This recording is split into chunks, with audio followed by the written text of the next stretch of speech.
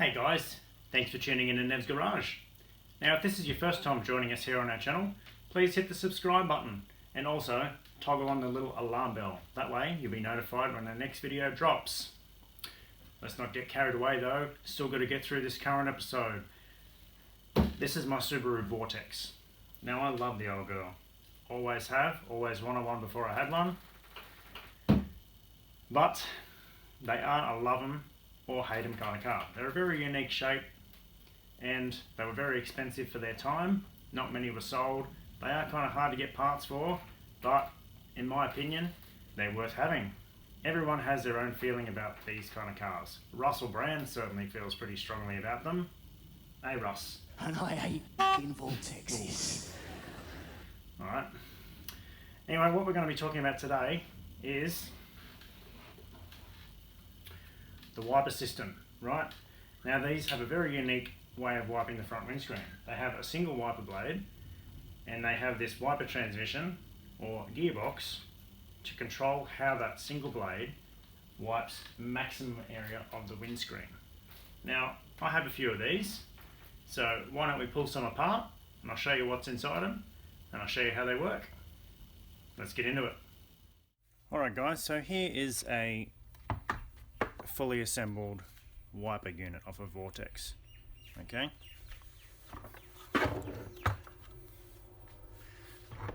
Alright, so it consists of drive assembly, so motor and its gearbox,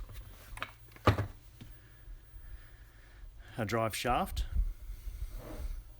a connecting rod, then we have, I suppose you could call it the output shaft section,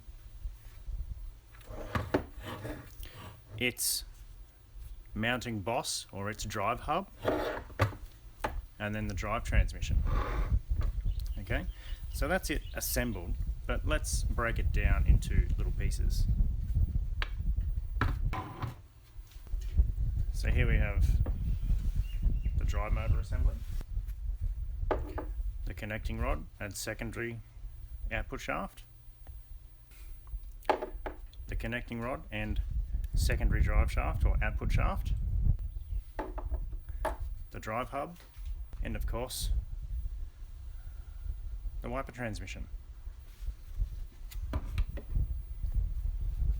So that's all the components, but what do they actually do and how do they work? Well, obviously the drive motor is the motion producing part of the assembly. Okay, so it has a gear drive inside which drives this shaft, okay, controlled by a control box, this little fella. Then it transmits the power through this connecting rod into the output shaft, which drives the transmission, right? Now it lives in this drive hub. Now this acts as the mount for this transmission, okay?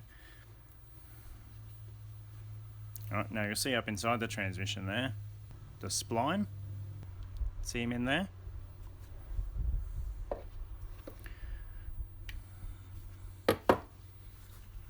And of course the matching spline on this output shaft. And that's obviously what drives the mechanism of this unit, okay? But what's inside it? How about we have a look?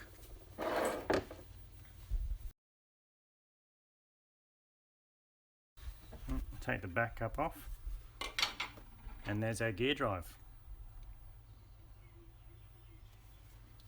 Alright, so our motor through our conrod and our output shaft drives this bad boy, which drives this gear to drive our wiper arm, like that. Alright, but while this is turning, when it's in the car and the center's held stationary,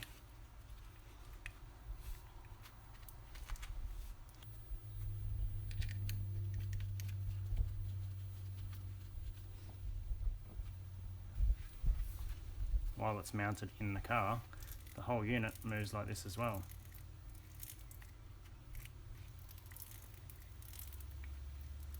See that? While the wiper output spigot is also turning. See that? And that's what gives our wiper that cantilevered sweep on the screen. Cool, hey? So now I'm just going to show you a couple of things to watch for these units, because these are getting harder to come by. They're quite complicated and they are quite fragile. Now the first thing you need to know is there's different types. Okay, so we have here these type. Now these two we have here, these are transmissions for a wiper arm that parks on the right hand side. This one is a transmission for a wiper arm that parks on the left hand side. Now you'll notice that these assemblies are all made by Asmo, and they're also stamped LH, RH, RH. Now I haven't found anything that directly relates to, because as you can see, these both have RH on them and they're opposite orientations. So all that I can think of is that it varied by year on the casting, because as you know, up until December 85, the wiper arm parked on the opposite side to all models after 1st 86. Anyhow, the main thing to watch for these units is when they're being removed from the car, that this assembly doesn't break. Okay, this is the center of this whole assembly. This is what makes it work. Here's our drive spline, and this is our bush or bearing. This is what makes the whole thing work. Okay, and you can see up inside there that this is broken away. That's because the center in here was seized onto this output shaft and it was too hard to remove. A good telltale sign from the top here is if the unit is broken.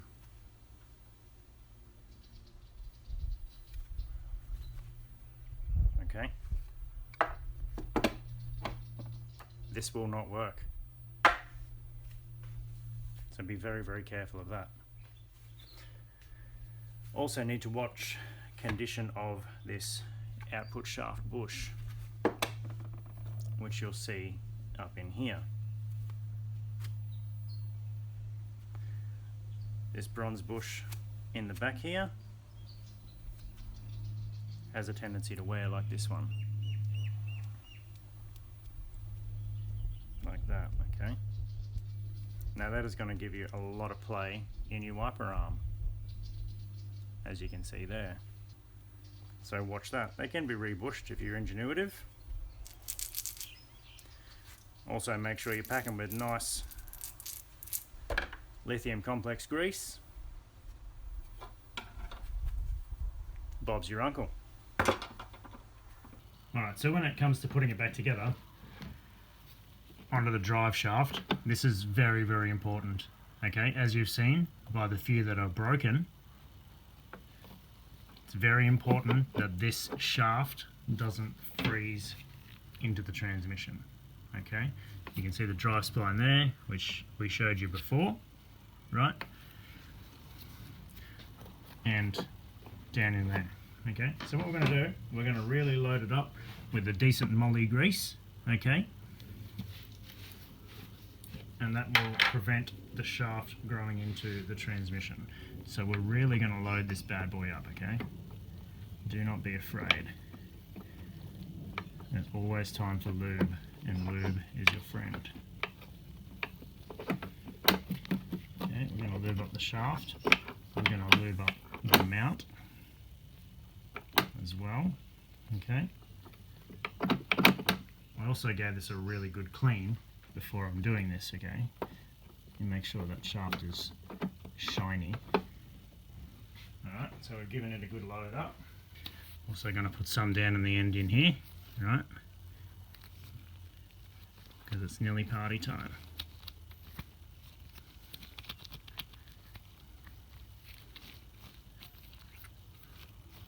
Okay. Alright, now we've got our mounting holes lined up in there, which means our dowel holes will be in the right spot, and down we go. Just hold the drive shaft underneath, push it down onto the dowels like that, and there we go. Cool. Alright guys, so what we're going to do now, we're going to put our two mounting bolts down into that mounting boss, okay? Now, here are the original bolts.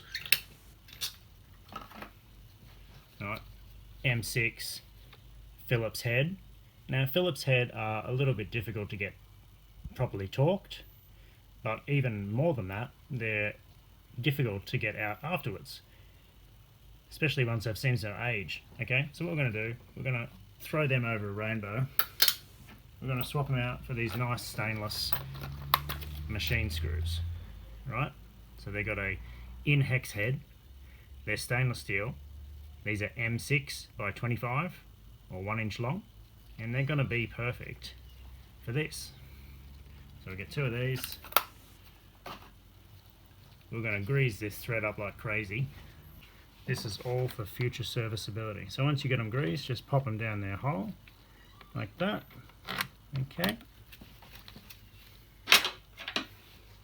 Get our key. Now this is a 5mm key, and screw them down. Okay. So now we can really torque this down properly. Now they're not head bolts, so don't go overboard, but make sure they're nice and firm. Okay, that's got them. Now we're ready to do our centre bolt up. Now we've got to make sure she's sitting on the spline, which it is because it's driving the output shaft. So let's put our nut on there now. Now once again, plenty of grease on that thread. Okay. Now I'm going to put a nice flat washer down there as well, and then the nut. Now we're just going to position this plumb with the bottom there. Okay, that's why it's important to tighten those bolts there up first. Okay, now we get a 14 and tighten it up.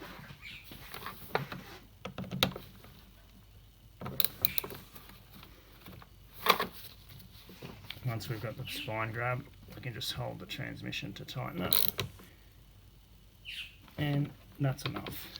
Okay, cool. So she's in there. Alright. Now this is of course the most important part. Our weather cover. Now this cover not only trims off the transmission, but of course it stops water getting down both inside the transmission and down our shaft. That's one of the major anti-corrosion protections of this unit. These are very hard to get, so if you ever come across them in the right orientation, make sure you grab them. Just pop him on there like that. Be very gentle with it. It will be fragile, trust me. Now I'm not going to glue it into place or anything because if I ever have to remove it later, I don't want it to break. Alright, so now comes our wiper arm and our wiper head. Now for ease of installation, I'm going to install the head on the arm straight up. Okay, so he's on there because we need to know where to place it on the spline as to where it parks. Okay, now unless you've got the winter switch turned on, it will park down on this little ramp here, so we need to preload it in that position. So we'll just sit it on there like that, get our nut ready, and we just push down against the spring tension onto the drive spline like that. Okay, that's not enough preload, we need to get around one more spline. Probably there. Nope. One more, probably probably there. That's him.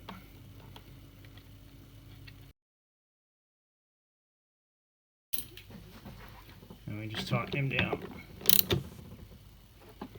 Alright, that's enough. There we go. Cool. And we can put our little rubber cap on there. Alright, so now we have the little washer jets, okay? Now, the way these are mounted into the body here, into the bulkhead, not very satisfactory, right? They're mounted in just with a rubber little push button, which is supposed to be flared out with a screw to hold it. And they just don't cut the mustard. They flop around. They're just really quite flimsy as well. And they just keep changing the setting, okay? So what we're going to do, we're going to get rid of these stupid floppy plastic mounts. We're going to hard mount them and set them into a decent position on the screen. So first of all, let's just unscrew the screws. Pop the plastic button out. Okay.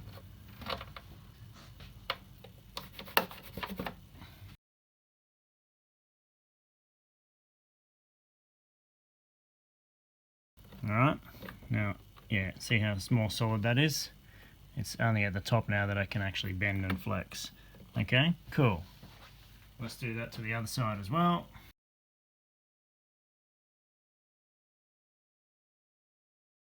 So I'm just going to nip them up just a tiny little bit.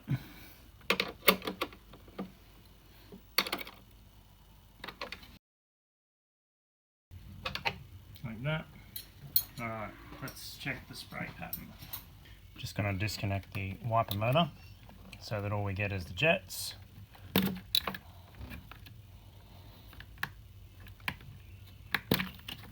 that. So this is just the way it is without touching it, okay?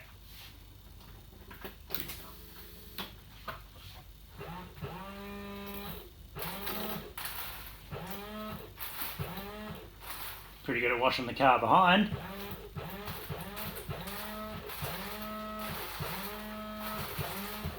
I reckon we've got a blockage in that one, okay? So, alright, I think what we'll do is, first of all, unblock this one. So I'm going to get the compressor going. Alright, so it's good to just have a pearl pin handy, okay? So what I'm going to do is just take the feed hose off.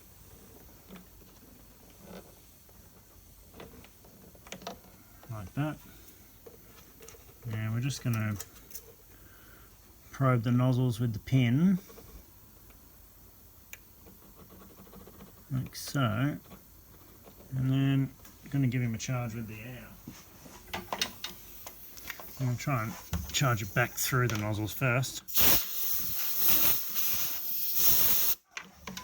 and then give them a charge out the way they squirt.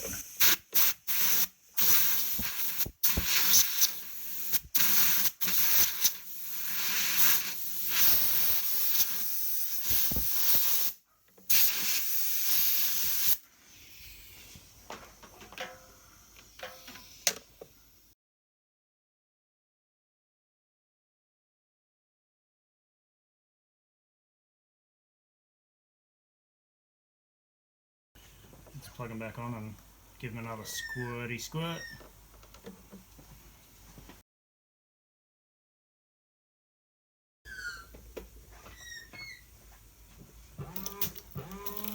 That's better.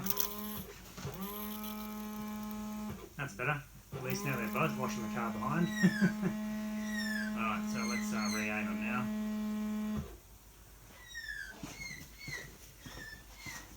So let's bring them down a touch, like that.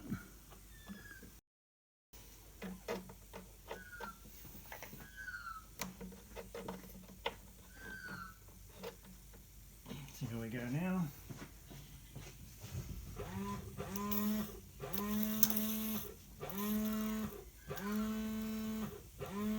Driver side's getting better. At least it's on the screen. Passenger side needs to be cocked down a bit further.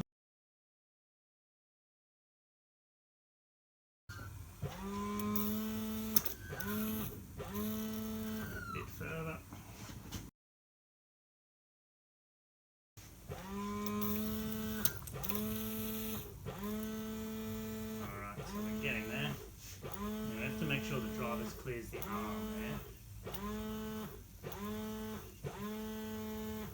So I'm gonna bring this one down a teeny bit.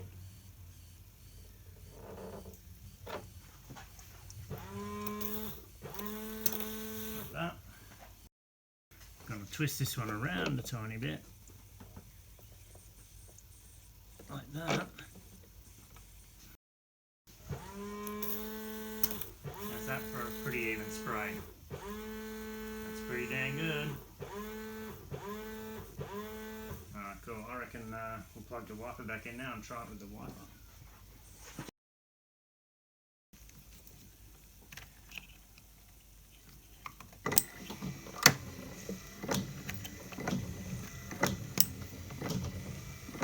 There she looks. Doesn't look too bad.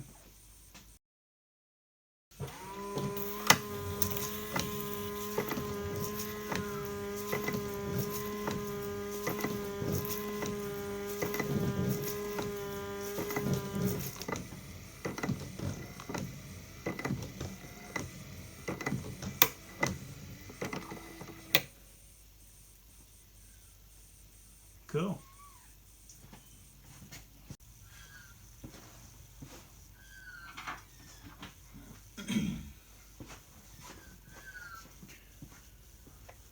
Alright, so let's just tighten these up properly now.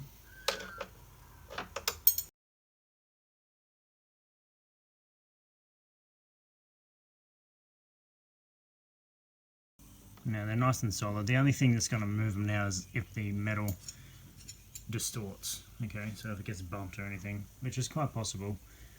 I tend to make some new mounts for it at some stage, but now it's all honky-dory at the moment. Alright, so how about we close the bonnet now and see how she looks all finished.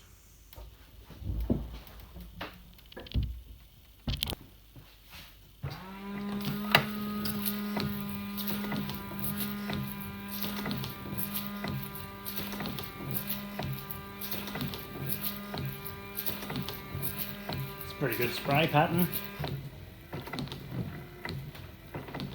That's good. Let's see how she parks. How good's that? That's filth. I'm happy with that. Cool. Alright guys, well how cool is that? We've learned a lot about the wiper transmissions, shown you how to refit and set it up. Service our nozzles and refocus them. Job done. Thank you for tuning in to Nev's Garage. Please make sure you subscribe to us here at our channel, and also jump on our socials at Gossa Media. Like and follow us there. Keep up to date, and see you next time, dudes. Hooroo.